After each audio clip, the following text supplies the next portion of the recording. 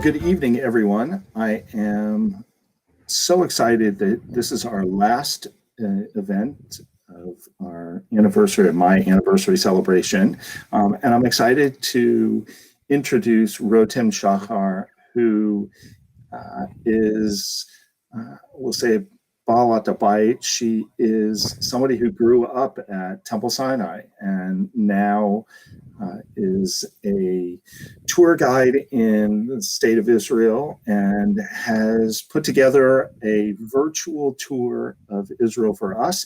I asked her to take me to places that I've never been, which she has, and I think that she's even going to teach me some things that I have that I don't know. So, welcome, Rotem. We're glad to have you. Thank you. I'm really happy to be here. I'm very excited for this tour and to be with everyone at Temple Sinai again. First of all, let me say thank you. I know that you stayed up very late. I think it's 2:30 in the morning there. So thank you for being with us. You can sleep late tomorrow. Just a little bit. We didn't cross paths. I think you had graduated high school just before I came, but I knew and I'm so friendly with your brother Oren. Did a lot of youth group when he was in Snifty, and now that he has helped out on a regional level in Nifty.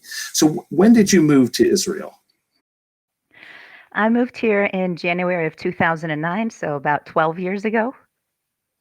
And when did you become a tour guide? Was that something you started out with, or? No, so I moved here after finishing up a master's degree from the University of Florida in soil and water science, and I moved here to go to the University of Beersheba in the Negev to study hydrology, to get a PhD. And after doing a year of PhD studies and realizing that I really don't have the energy for another 3 years of that, I went and got a job in the field, because I didn't really like any of the jobs that I found because they weren't research based. They were, sitting in front of a computer or babysitting kids in a greenhouse. And I didn't like those. So then I decided I needed to sort of change gears. And I went to tour guide school and became a tour guide in 2015. And was doing that until Corona. Yeah. So I heard that tour guide school in Israel is really rigorous. It's a little crazy. Yeah. It's a very high standard that they strive to achieve. It's 2 years of schooling. We had class twice a week, and in the evenings from like 5 p.m. till 9 p.m. And then we had a day of touring every week as well. We went on 82 tours of the country, and that is exactly enough to understand that we haven't actually seen anything. So you can spend quite a lot of time exploring this country and still not see everything there is to see here. And so even when I'm getting ready to guide a group, I'll still do some research. I'll even go visit the site if I haven't been there in a while, or if it's a site that I've never been to at all. So it's a lot of work. And even then, the tour guide exam split into two. There's a written exam and then there's an oral exam. And the oral exam I had to take twice before I passed it. On the first time I took it, I did it in Hebrew for some unknown reason. And that just, my Hebrew's all right, but it's I'm still much more comfortable in English. And the second time I did it in English, so it went a lot better. But the pass rate is very low. The first time when I didn't pass, the pass rate was 40%. And the time I did pass, it was 30%. So, wow. So they have some, it's a hard exam. Well, good they for basically you. just ask you anything they want. Yeah. And I'll say, don't worry, Rotem, when I bring my next group and you're guiding us, I promise you can do it in English. Okay? Yay. Nobody will complain that you're doing it in English. All right, so I'm excited. You're going to take us to Israel, and I think we talked about that you're going to take us a little through history. So give us. I don't want to give anything away. So just give us a quick. We're doing this in four leaps, right? Yes, four segments. We are time traveling. We're going to go back in time 3,000 years to the ancient city of Dan. And we're going to fast forward from 3,000 years ago to about 2,000 years ago, maybe 1,500, to Ein Gedi. And then we wrap up in the modern era in Jerusalem and in Tel Aviv as well. So we have a lot to see. Wow. All right. So you did exactly what I asked you to do, which was to take me someplace where I've never been, which Tel Don is a place I've never been, although I feel a sense of connection with it because what many people may not know is that it has been the Reform movement, and through the Reform movement seminary, Hebrew Union College, Jewish Institute of Religion, my alma mater, which has run the dig at Tel Don for many, many years through the Nelson Glick School of Biblical Archaeology. That school sits on HUC's campus in Jerusalem, and Nelson Glick was one of the presidents of HUC. So I've heard a lot about it, and I've seen at HUC some of the artifacts that were brought from there, but I've never actually been. So I say, let's go. So we are starting our tour in Tel Dan. It's a national park and nature reserve in the Upper Galilee in northern Israel.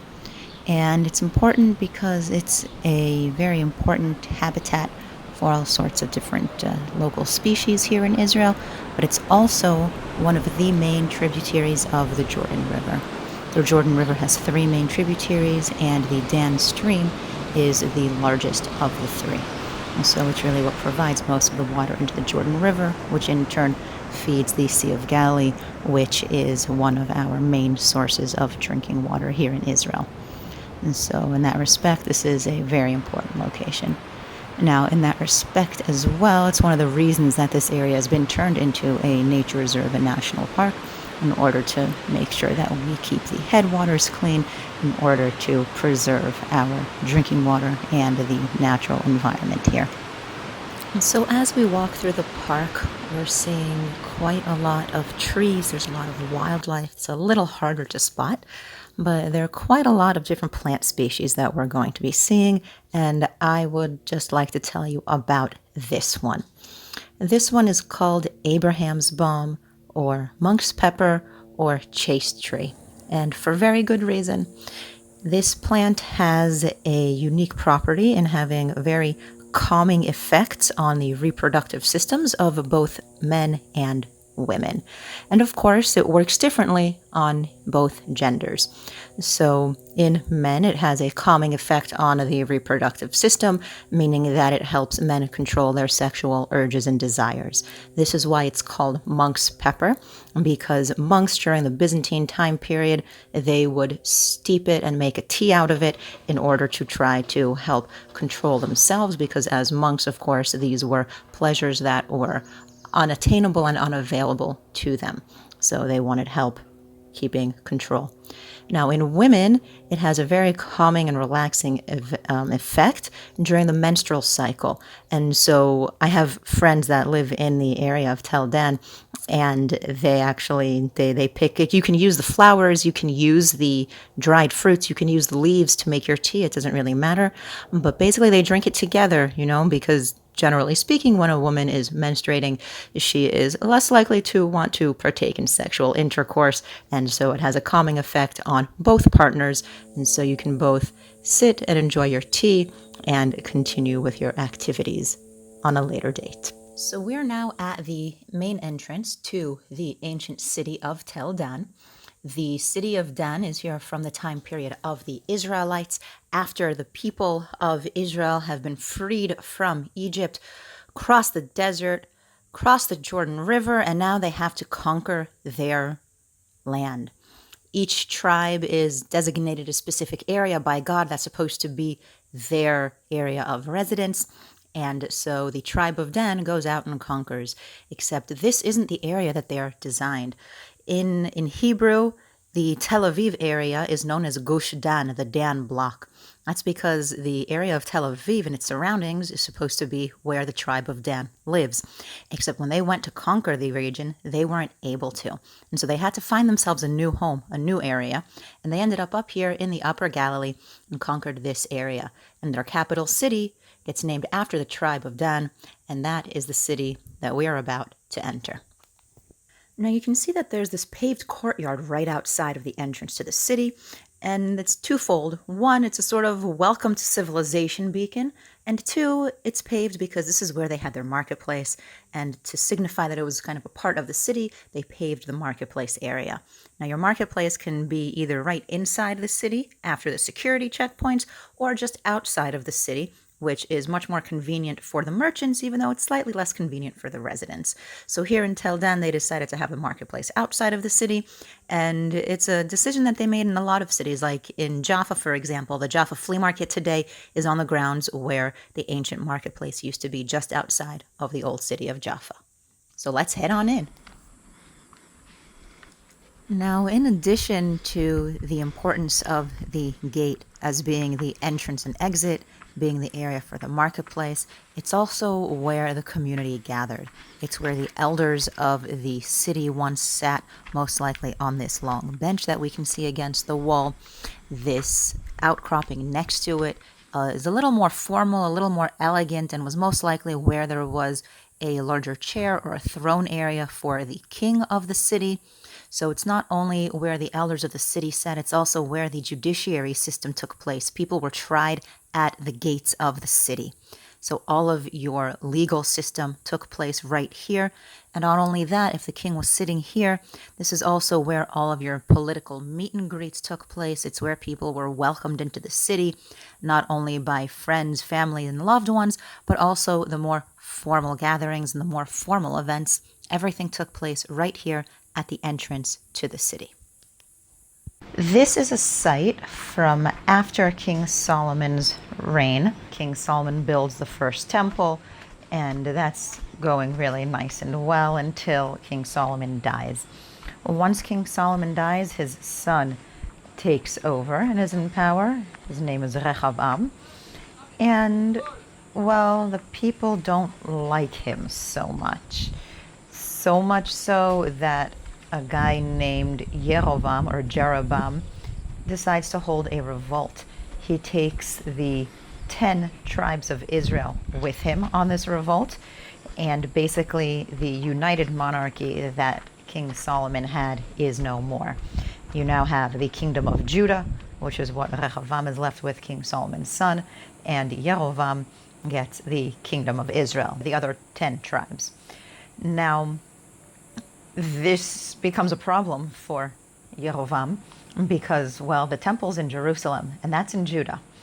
And so Jeroboam, he says, well, I can't have everyone going to Jerusalem to make their sacrifices to God. They might decide to align with them and not me. And so he builds not one alternative, but two alternatives. One in Beit El, which is relatively close to Jerusalem. He builds an alternative worship site, and he builds one up here in Tel Dan. So that's what we're looking at here. Now in the Bible, it says that not only did he build alternative worship sites, but at each of these two sites, he places a golden calf. Right, we've been down that path before with a golden calf. So one didn't work out so well for us. So we're going to try two this time around and see how that goes. Okay, and so there was not only a huge cultic site here with the platform for the sacrifices, which is what we're seeing in metal. This is where archaeologists believe that the sacrificial altar was, and that this is what it looked like almost 3,000 years ago. But that up here, there was also a golden calf idol as well. Now, this last area that I want to show you is an area that I don't think I've ever been to with a group before. When we come to Tel Dan, usually we do the short hike. We end at the wading pool, Sometimes we see a teensy bit of archaeology, and then we head onward to our next location. So this area is also known as the Garden of Eden, and it's, as I said, an area that I only come to when I'm here with friends or by myself. And well, the noise or lack thereof, well, just shows you how many people actually ever make it to this area. And that's one of the reasons that I love it so much.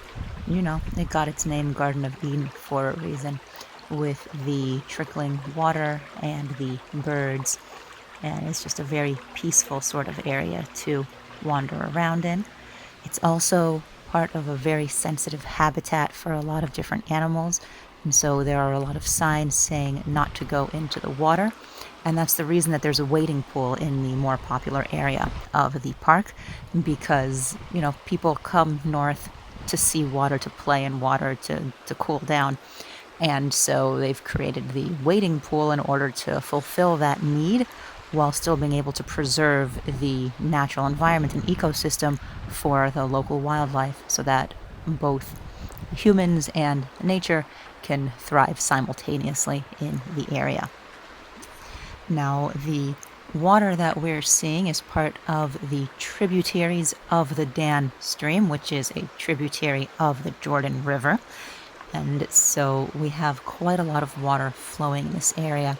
And especially with its relation to the Jordan River, it's a very integral part of life here in Israel. So we really do everything we can in order to try to make sure that we don't harm the environment and the ecosystem in this area.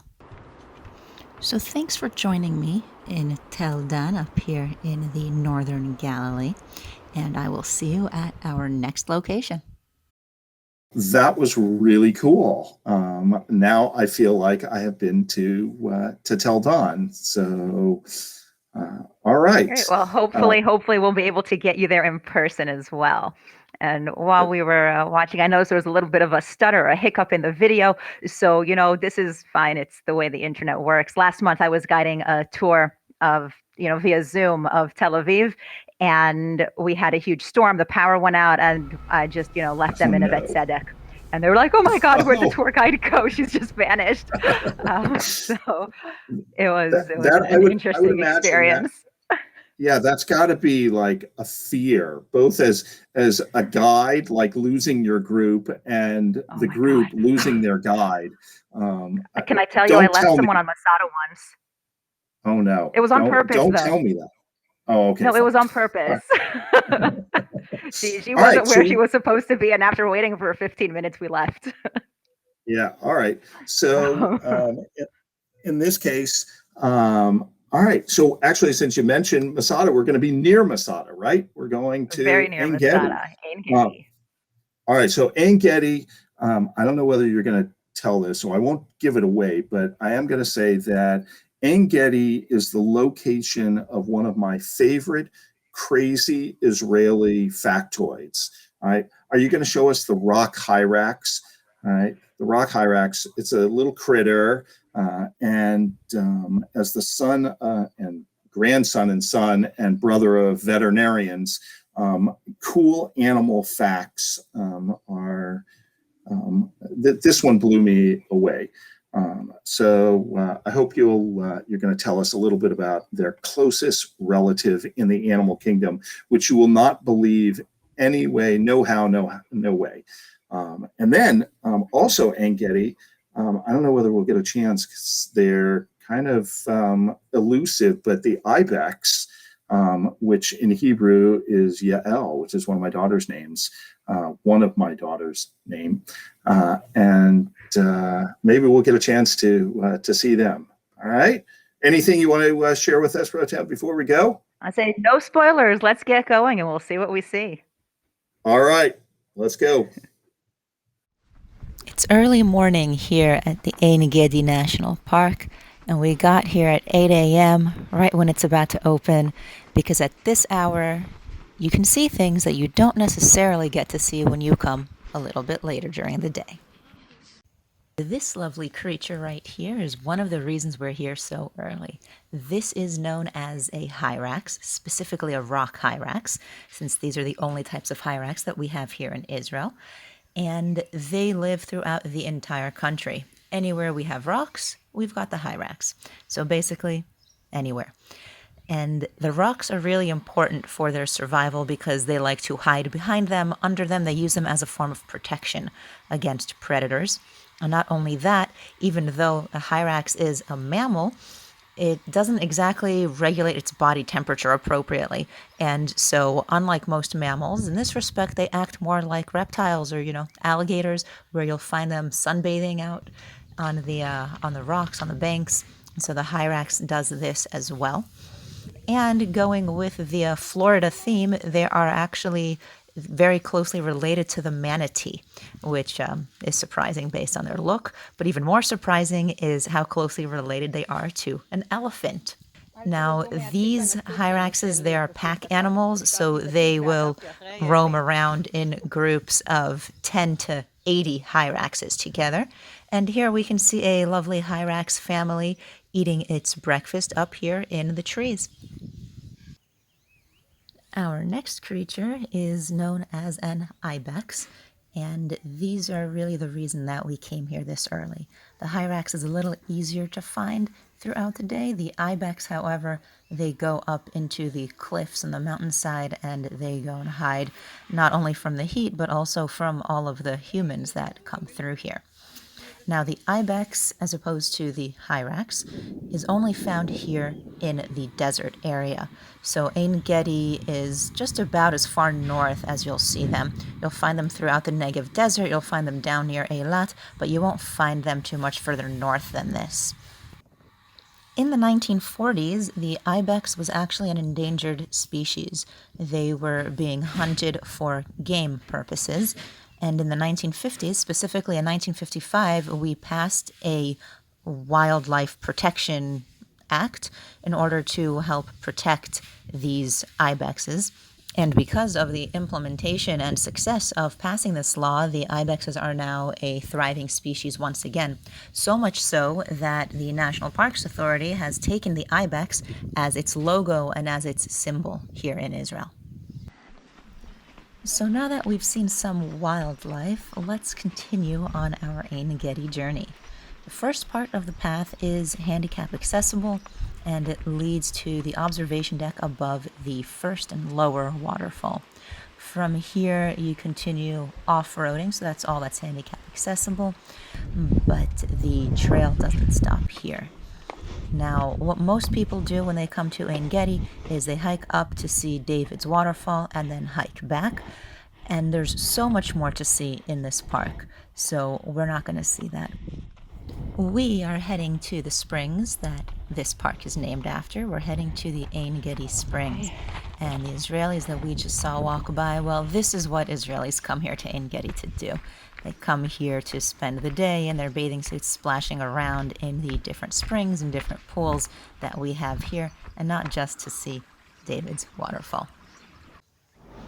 We have made it to the famous Ein Gedi Spring. This spring is where this entire region gets its name from. The kibbutz, the old settlements, everything in this area is called Ein Gedi, named after the spring that we have just arrived to. Now, this spring is one of the few springs in this area, and basically it's all rainwater that has It's rained in the Judean mountains, in the Jerusalem area. The water has infiltrated into the ground, entering the aquifer, and then it comes out of the aquifer and out of the rocks right here. This is a really unique area, one, because it's a freshwater oasis in the middle of the desert, but two, it provides a habitat for quite a lot of different plants and animals in this area. And the animal that we are seeing here right now is an absurd amount of butterflies. Most of the water of the Ein Gedi Spring is actually taken for bottling at the Ein Gedi bottling water bottle factory. And actually, already in the 1950s, this entire area had dried up because all of the water was taken for bottling and none of it was left for the environment or the ecosystem here. But in 2003, there was a law passed that specifically designates that nature is also a consumer of water, that we need to make sure that nature has enough water in addition to humans that need to consume the water. And so ever since 2003, not all of the water is taken for bottling, and so the ecosystem has really been able to make a comeback to what we see out here today. So from the spring, we're going to head directly to an observation point where we can see the water bottling factory, because like we said, Ein Gedi is a very popular name for everything in the area. So it's also the name of the brand of the spring water that is bottled and sold. So when you go into the grocery store, into the gas stations, wherever they sell bottled water, you will see the Ein Gedi brand bottled water, and it's pumped from this Ein Gedi spring into the water bottling factory. And not only that, remember we saw the ibexes earlier, so the ibex is also the symbol of the Ein Gedi water bottle brand. So from here, we are going to head on down to the ancient synagogue here at Ein Gedi. It's a synagogue from the Byzantine time period, which is from 324 until the year 638. And this synagogue is the most modern synagogue that was found on these grounds. Underneath it, there are older synagogues built in place. So why keep this one? Well, let's take a look.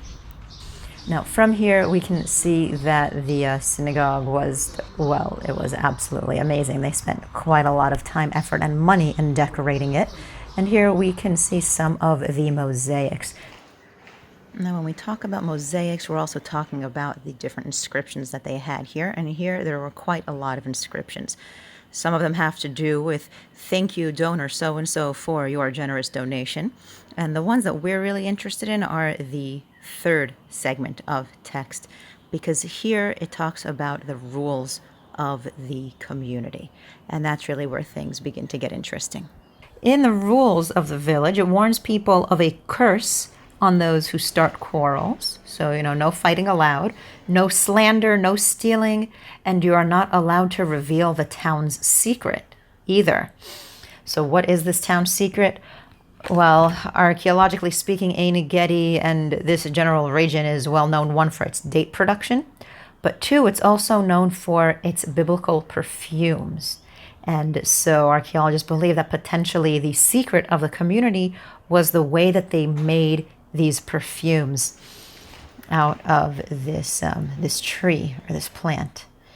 Biblically speaking, the plant that the perfume comes from is the persimmon plant, and the only thing we know for sure about it is that it's not the same persimmon that we eat today, because archaeologists or scientists have tried to create perfume out of every part of the plant possible, and it doesn't work.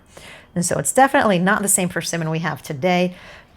So scientists are trying to figure out what plant this was. Today they think it might have been the balsam plant that's grown in the area, but we're really not sure. We haven't been able to get very good results.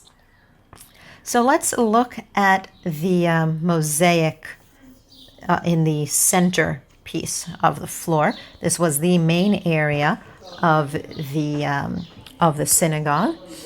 And we can see what an intricate design they had here. And two, we can see the front area with the bima. So we can see the bima, and behind the bima there was a niche where archaeologists believe there was a holy ark. And they believe this because, well, in the archaeological excavations, they found writings, scrolls. They even found a 7-branched menorah there. And so this really makes a lot of sense as a place for a holy ark. It's already the sort of function that we think of today when we think of a synagogue. But we can already really see modern-day Judaism taking shape right here in this synagogue. Now, archaeologists think that because there isn't too much archaeologically speaking, to show for the bima and the ark that they potentially were made of wood and that they just decomposed over the years. But they did find some pretty neat mosaics here. At the base of the bima, there are small mosaics of menorahs. And in addition to mikvehs, when you find a menorah in any shape or form at a site, you know it's Jewish. It's been a Jewish symbol for thousands of years, and you won't find it anywhere else. As we make our way out of the ancient synagogue here at Ein Gedi and make our way out of the nature reserve, I hope you've enjoyed our short time here at Ein Gedi, and hopefully I will get to see you all here in person soon. Okay, so once again, you took me to a place that I have been, Ein Gedi, but I have never actually seen the Ein Gedi synagogue. And that, I'm not even sure I knew that there was a synagogue there. All right, so you gave us a little hint about the rock hyrax and why it's, or that its closest relative in the animal kingdom, those little furry, cute creatures, that their closest relative is the elephant. Do you know why? You didn't give us the answer as to why it was. I like to keep you in suspense. All right. Well, I know the answer because, so I want to like show off. It's because they share 3 toes. The elephant and the hyrax have the same toe structure. Right? Don't know. So crazy. It's just the way it is. Okay. So now we're moving. I think we're jumping a few thousand We're time traveling, years. yeah. We are definitely time traveling to, again, And teleporting because we're switching locations. That is true. It's amazing. You can do them both at the same time nowadays.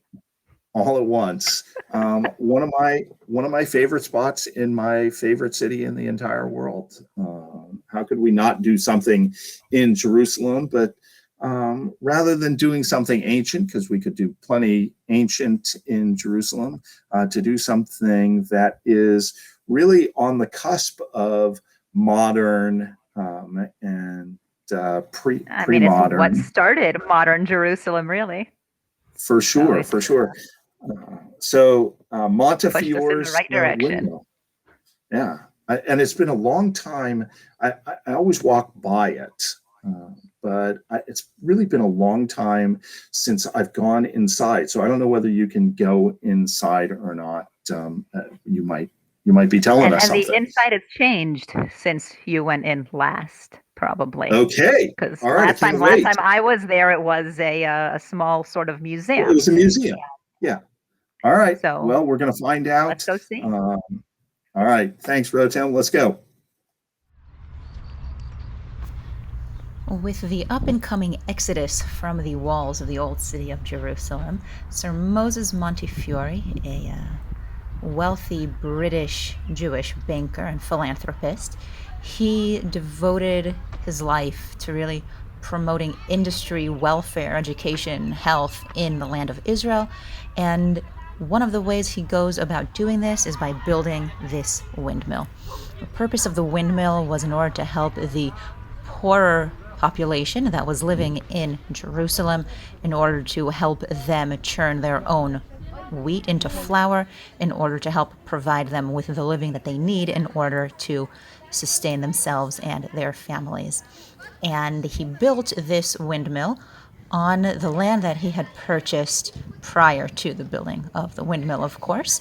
And basically, he builds it on an orchard that he had purchased. It was called Kerem Moshe v'Yehudit. Literally, that means the orchard of Moses and Judith. That was him and his wife. And he builds this orchard, or he builds the windmill right here outside of the old city in order to make it relatively easily accessible for the poorer population. Now, the windmill was supposed to drive a pair of millstones, flour dressers, wheat cleaners, and all sorts of other machinery that goes along with the production of flour at this time. But unfortunately, it didn't function very well. The location that he chose in Jerusalem didn't have enough wind power in order to constantly operate it. And the technology that he had brought over from England was also not equipped to deal with the wheat that they grow here in Israel. It was designed for the wheat in Europe, which is softer and easier to grind than the local wheat here, and it put a strain on the entire system. But even with all of these problems, it operated for almost 20 years until the first steam-powered mill was created here in Jerusalem. Now, during the Independence War in 1948, the Haganah built an observation post at the top of the windmill. And one of the things the British authorities were supposed to do was blow up the windmill in order to destroy this outpost of the Haganah. Except that the unit that was supposed to go destroying the windmill just happened to be from Ramsgate. Now, Ramsgate is where the Sir Moses Montefiore lived for quite a long time, and it also happens to be written on a plaque that they find there next to the windmill. And now all of a sudden their hometown is associated with this windmill, and they don't really want to blow it up anymore. So they only blow up the observation post and leave the tower and the rest of the windmill structure up. And that's really what saves the windmill for us to be able to restore it today. Now, after the steam-powered windmill comes into play, basically this one just is neglected, abandoned, begins to fall apart. But luckily, in the 1930s, it's restored during the time it's the British Mandate, and they take the time to restore it. They change it a bit. They put up non-functional sails so it can't spin or work anymore. But later on, in the year 2012, basically we go back to the original plans from the 1950s that were in the British Library and completely restored it. So now it can actually spin, work, and function today. Now in 2019, inside the windmill, they've opened a visitor center of sorts, and it's a visitor center for the Jerusalem wineries. In honor of this grand opening, they created a series of rare boutique wines called Montefiore Windmill, and these specific wines are on sale basically here at the windmill and only here at the windmill. They do events here, they do wine tastings, so when you guys come, maybe we can go on a tour of the old city, and we'll end our tour here at the windmill, sipping wine, enjoying the view. Now, behind this glass enclosure, there is a replica of Sir Moses Montefiore's famous carriage that he used to use in his travels. The original carriage was actually destroyed by a fire in 1986, but it was completely rebuilt, and this is an exact replica of the carriage that he used to use when he was traveling around the country. Now, on Montefiore's carriage, we can see the coat of arms, and this is something that became typical for anyone who has the wealth and the prestige to become a part of the European nobility. So, of course, Montefiore has his own coat of arms, so do the Rothschilds. And in Montefiore's, you can see quite a lot of Jewish symbols and motifs. You can see the Lion of Judah, you can see there are 2 Jewish stars, and in all 3 of the flags, it says Jerusalem in Hebrew. Now, just beside the windmill, we have 2 different neighborhoods. We have the neighborhood of Yamin Moshe, and we have the neighborhood of Mishkanot Sha'ananim. The neighborhood of Yamin Moshe is the neighborhood that we're seeing directly next to us with the lovely red-roofed buildings. It's the neighborhood that when you're standing at the entrance to the old city, if you're coming in from the Jaffa Gate, you see Yamin Moshe with a windmill behind it. And this is a neighborhood, of course, that was named after Moshe Montefiore, or Sir Moses Montefiore. And the other neighborhood is Mishkanot Sha'ananim. Mishkanot Sha'ananim was the first Jewish neighborhood to be built outside of the walls of the old city of Jerusalem, and it was built in 1860. Now, this was a scary time back then, let's say. There were raids, pillages, going on outside. It's the purpose of the walls of the city, right? Your city is walled off because you want the walls to protect all of the inhabitants from the dangerous unknowns and everything else that's going on outside of the city. Now, when Mishkenot Sha'ananim was built, people were very hesitant, let's say, to go out and live there, so much so that Sir Moses Montefiore ended up paying people to go live there. And even then, they would live there during the day, and they would hurry back inside the walls of the old city at night. And only after a cholera epidemic in the 1860s did people realize that those who were living outside of the walls of the city weren't getting sick, as opposed to the people that were living inside the city. And so this epidemic is really what changed the views on life outside. And since then, of course, we have Mishkenot Sha'ananim from 1860, and then we have Yamin Moshe, which was built next door in the 1890s. We have Nachlat Shiva. We have all of the new neighborhoods that eventually lead us to the Jerusalem that we know and love today. Now, off we go. We've got one more stop on our tour today, so let's get going. Okay, so that was cool. I had no idea that they had changed the inside of Montefiore's windmill into a wine tasting room. That is going to be at the top of my list the next time I go to Israel. Yeah. Like I said, tour of the old city, and we end up there sipping some wine. That is a good way to end. Look, going back to the En Gedi synagogue, you listened very carefully, and you heard that one of my great passions in the art world is mosaic. So we got a chance to see the ancient mosaic in En Gedi, and now we are going to Tel Aviv to see a modern mosaic. I have seen other mosaics by him, but I haven't seen this one, which is surprising because I understand it's outside and it's right there, yes, available for anybody. Well, in your defense, it's not in the area that people normally walk of Rothschild Boulevard. And it also used to be in a different location once upon a time. It was next to City Hall, the old City Hall in Bialik Square near the Carmel Market, as opposed to Rothschild Boulevard, which is even an area that people get to less frequently. So it's outside, but a little less visited. All right. So now I don't feel so bad that I haven't seen it. All right. Well, let's now go. You have. Now I will. All right. Yeah. Let's go. So our last stop on this tour would be a mosaic that was created by Nahum Gutman. He is a famous Israeli artist, painter, illustrator, children's book writer, and he's done quite a lot of work in his field.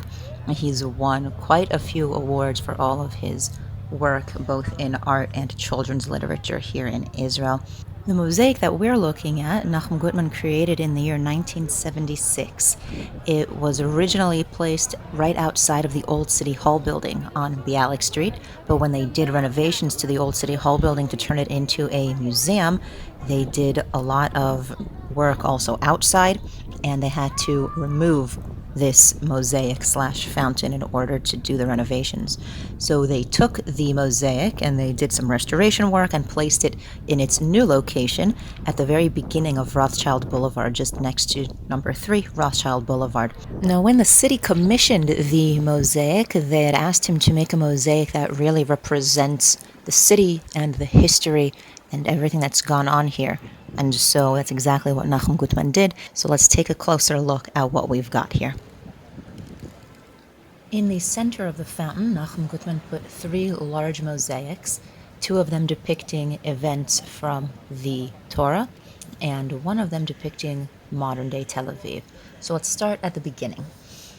On the right-hand side, we have a mosaic depicting the cedars of Lebanon being brought to the Jaffa port in order to make their way to Jerusalem to build King Solomon's temple. And on the left panel, we have the story of Jonah and the whale, which also takes place here. Jonah leaves from the Jaffa port in order to go out into the ocean when running away from God before the whale or large fish swallows him whole. Now, in the center panel, we have a depiction of the beginnings of Tel Aviv. We can see Tel Aviv as it was at its inception, with the few streets that made up the neighborhood of Achuzat Bait, as it was called back then. So we see from the past all the way through to the present and modern here in the center of the mosaic. Our first part of the mosaic is a story from the Greek mythology, the story of Andromeda. And this story actually starts off in the sea with the sea gods. The sea gods, they had daughters, and as children of the gods, they had to be the best at something.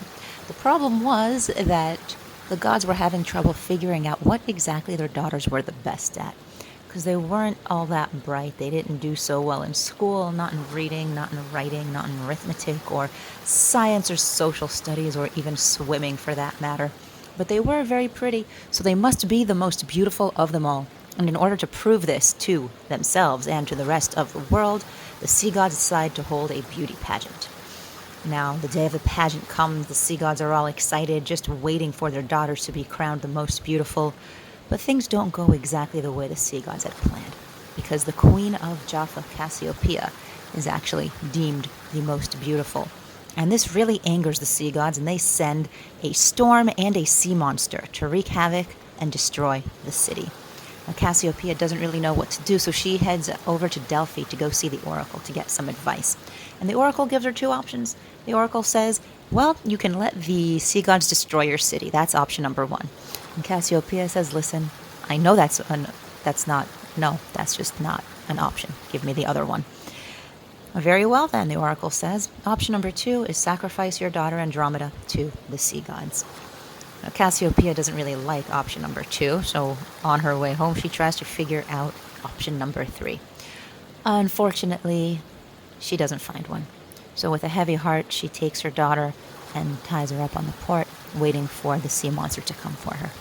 But it's Andromeda's lucky day, because Perseus has just killed Medusa and is coming home with Medusa's head. And what happens when you look into the eyes of Medusa? You turn to stone. So this is not what happens to Andromeda, or else it wouldn't be a very lucky day. It is what happens to the sea monster, however. So Perseus rescues Andromeda, and they live happily ever after. The second square on the mosaic is the story of the capture of the city of Jaffa by the ancient Egyptians. And the story goes like this. Once upon a time, the ancient Egyptians were out for a conquest, and they reached the old city of Jaffa. They saw that it's heavily fortified, a city surrounded by walls, and they knew that their run in and conquer sort of method just isn't going to do it this time. So they went back home and came up with a plan. And their plan consisted of filling up baskets and crates with silks, linens, fruits, vegetables, gold, silver, jewelry, and all sorts of other lovely shiny objects, and bringing all of them to the city of Jaffa. They knock on the doors and say, "Hey, fair city, we have a peace offering for you." Now the ruler of Jaffa peeks out over the city walls and says, "Ooh, shiny, let them in." And so while everything is brought inside, the convoy is whisked away to a festive celebratory banquet. And while everyone is wining and dining, out of these baskets comes the rest of the Egyptian army, and they take the city by surprise. So we have the first Trojan horse story taking place right here. In the next part of the mosaic, we can see Tel Kassil. It is the site of an ancient Philistine settlement, but today it is a part of the Land of Israel Museum here in Tel Aviv, and it was the first archaeological site excavated after the state gained its independence. Now we fast forward in time a little bit to the 12th century, where this region is taken over by the Crusaders.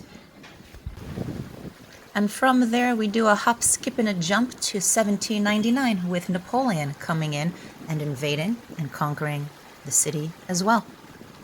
Next up, we have a glimpse at life in what's called the Jewish Court. It's an area up in the old city of Jaffa where the Jews resided before the new neighborhoods were built outside of the walls of the old city.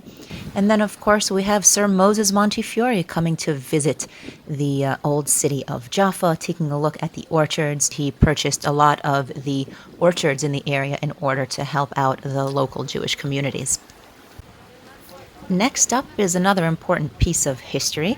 We're here in 1898, and Theodor Herzl comes to the Promised Land for the first and only time. He comes here in order to meet with the German Kaiser Wilhelm II in order to try to convince him that, yes, we need a Jewish homeland, and yes, he can help us get it. But basically, his journey starts off here in Jaffa.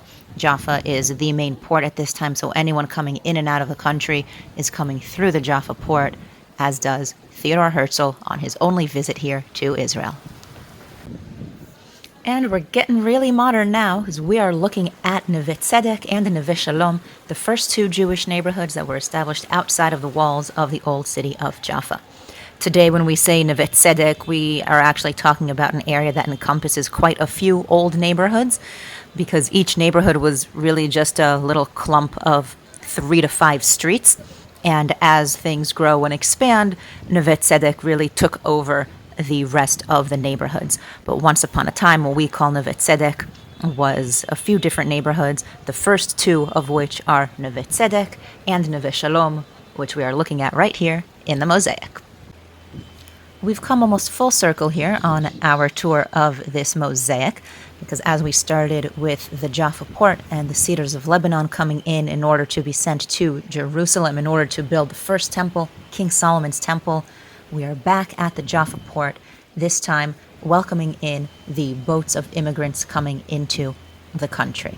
The same way that Nachum Gutman came in when he and his family moved from Odessa when they moved here. Continuing with the modernity, we've got Tel Aviv in the 1930s as a thriving new metropolis. We've got the streets, we've got the cafes, we've got the construction of new buildings being built, and the city of Tel Aviv really growing and flourishing. And our last stop for the mosaic would be here in Tel Aviv in Independence Hall. Of course, 1948, David Ben-Gurion declares independence here on Rothschild Boulevard in what was once the house of Mayor Dizengoff, who was the mayor of the city of Tel Aviv. So thank you for taking this journey through time with me, and I hope to see you guys soon, whether back in Miami or here in Israel. Wow. Thank you, Rotem. You've taken us through time and space, and it has been a great trip. You did exactly what I asked you, and that was take me to places that I haven't been, and take me and teach me new things about Israel. And I think you're right that I can't even number the number of times that I have been in Israel, and every time I go, I see something new. All right, I'm going to put you on the spot just as a end and say, Oh no. if I could have sent you, don't be nervous.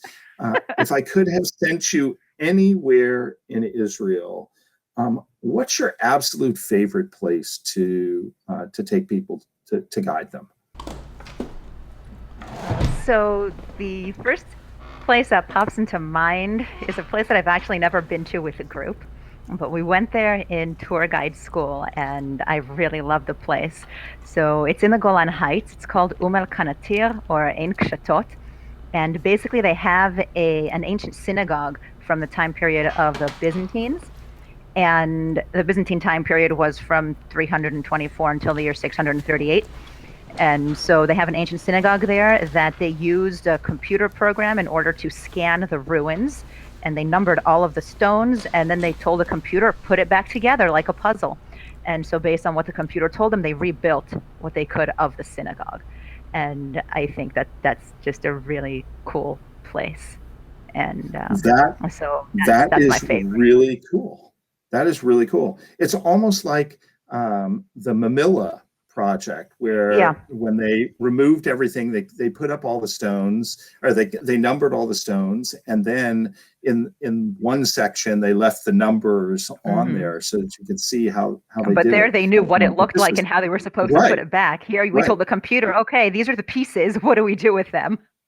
That's hey, maybe I can And get that's that pretty for cool. my wife, who's a major puzzle person, where I just put all the pieces, let the computer scan it, and then it does it for her. All right. Well, I guess we're just going to have to wait until next time. And again, I just want to say thank you, Rotem, for taking the time to put this all together, to be with us. I hope the next time you're in Miami, you'll come and visit your old stomping ground at Temple Definitely. Sinai. We can pull out some old JSA yearbooks. You can look at pictures of yourself when you were a child, or not. Well, my dad has them all at home. I don't need to come to the You don't need them. to Okay, fine. look at the yearbooks. I have them. Right. All right. Well, thank you, Rotem. As we say, Oh. Lahitra. See you hopefully soon. Thank you for having me, B'Shana B'Ah, here in Israel. Got it.